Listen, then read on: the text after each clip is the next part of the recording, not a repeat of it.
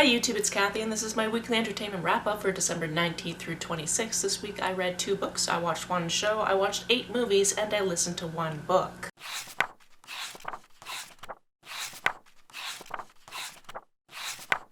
Additionally, it doesn't even usually get to freezing where I am, but right now it's currently -9 Celsius with a low of -15, and what the hell? This is not our usual weather. Additionally, this is my last weekly wrap-up of 2021, which means that next week I will have been doing this for 5 years. If at any point in this video you hear some weird noises, it could either be William the cat, who is sitting next to me and staring out the window, or it could be the fire that's going, or it could be Chad coming back in from trying to defrost the car, which has frozen shut. First this week I read Bright Shining World. I actually read this for a library scavenger hunt video, which is already up, so I'll be sure to link that down below, because then you get all of my full thoughts, besides the fact that this is a very weird book. It has to do a little bit with existential crisis and climate change, but through a very different lens of this kid named Wallace whose dad has a weird job that makes them travel all the time, and they go to this place in upstate New York called Homer, and there's a case of hysterics breaking out, so every once in a while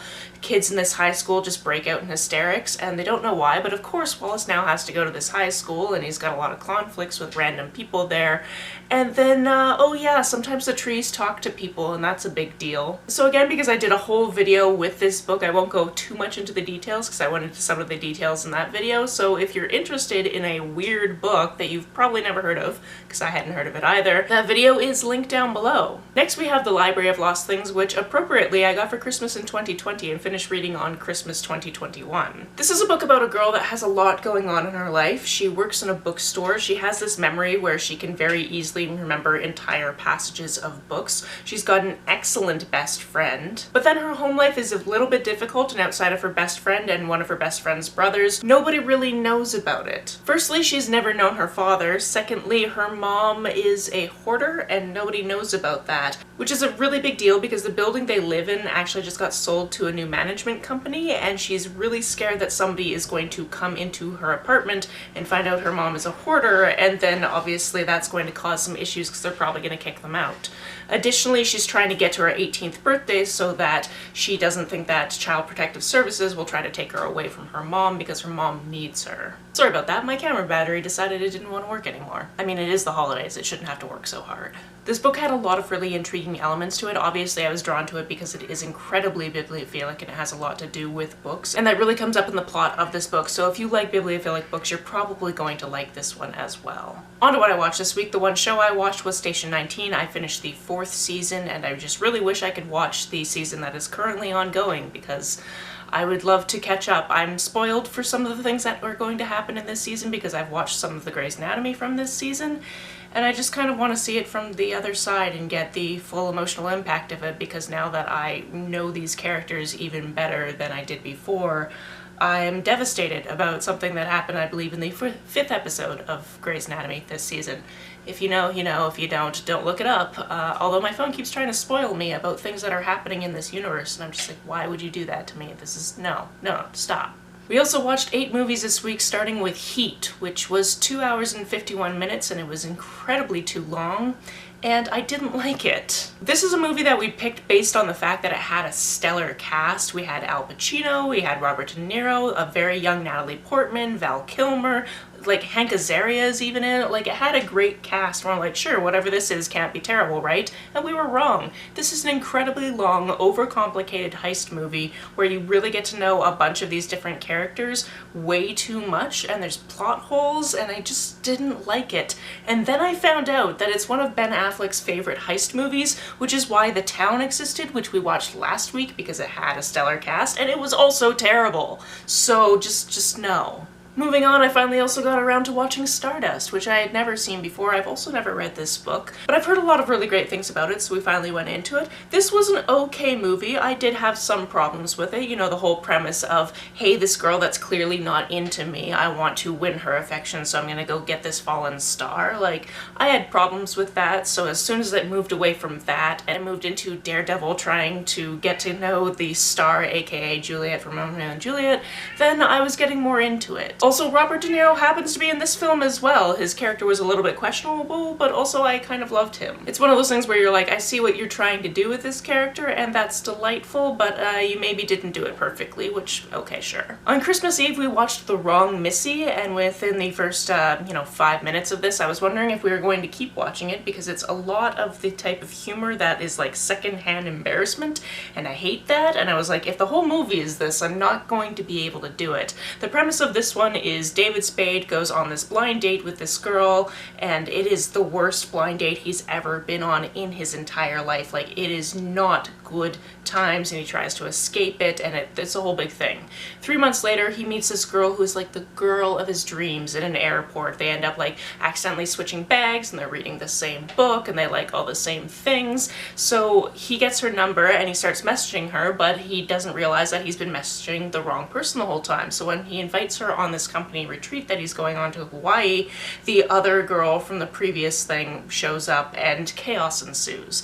There were some very funny bits in this. It did get easier to watch as time went on, but I did spend a lot of time just going, oh my god, why would you do that? And then this did have some very nice twists to it, so it was enjoyable, but there were definitely sections of it that were just very much not my humor. That night we also watched Birds of Prey and the fantabulous emancipation of one Harley Quinn. Now, I hadn't seen Suicide Squad, and I was under the impression that you needed to see that to watch this. Chad looked it up, you didn't, so we watched this. I very much enjoyed this. This was an absolute delight. This, of course, takes place after Harley Quinn and the Joker break up, but it's her just trying to figure out her life after that. She's still living a life of crime and being kind of not the best person, but also has all of these interesting personality quirks. I also had no idea Ewan McGregor was in this movie. Like, I literally just knew nothing about this movie besides it was like girls kicking ass and I wanted to watch it. And then also it had Mary Elizabeth, I can't remember her last name, the one that plays Ramona, but I was like, well, perfect, this is great. It was a great action sequence. I loved a lot of the humor in this one. I love being in this chaotic element. I love that this was such a great action flick, and I would definitely watch more from this franchise. The first thing that we watched on Christmas Day was called ADBC, a rock opera. This is purposely shot in a way where it's a very low quality and kind of crap, and I kind of love it for that. This is all about the story of the innkeeper where Jesus was born. It stars Matt Berry. It was written by him and Richard Ayoade, and who also shows up as Joseph, by the way. And it is basically a rock opera in the style of Jesus Christ Superstar, but about the guy that runs the inn in Bethlehem, and it was camp. It was ridiculous. It was purposely shot terribly. There were only like 2 women in the whole thing because, of course, women are never in musicals. And yeah, it played a lot with the conventions of ridiculous rock opera things.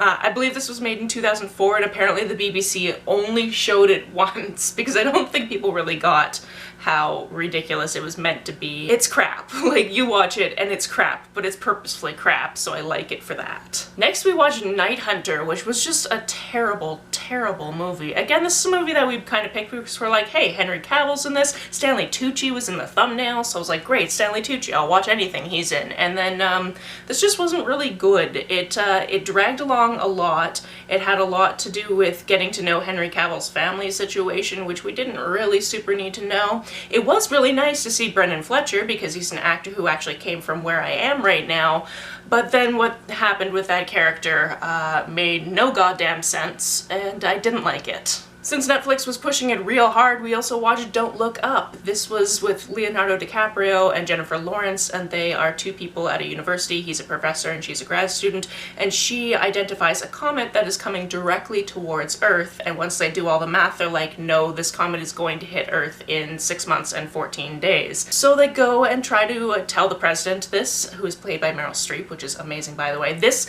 is a movie that had a great cast and was also good, which has not been the thing in the past little while we've been watching movies, because either it'll be good or it'll have a good cast, but this is the first time that those 2 things lined up. Anyway, they try to tell the president, and she's like, midterms are coming up, so maybe I'll just look at the numbers later type of thing. So they try to go to the media and let people know that this is happening, and then of course there's a bunch of people that are denying that it's going to happen. There's a bunch of people that are like, who are you to tell us that things are gonna happen? And they're like, we're literally the scientists. 100 other scientists have looked at the numbers and it's going to happen, and people are like, yeah, no, it doesn't sound like it. So this was definitely very satirical for the current times, and I ended up very much enjoying it. The last thing we watched was Just Mercy. This is based on the book by Bryan Stevenson, which I read, I believe, last year or the year before, and very much enjoyed, so I wanted to get around to watching this, and this was a fantastic adaptation.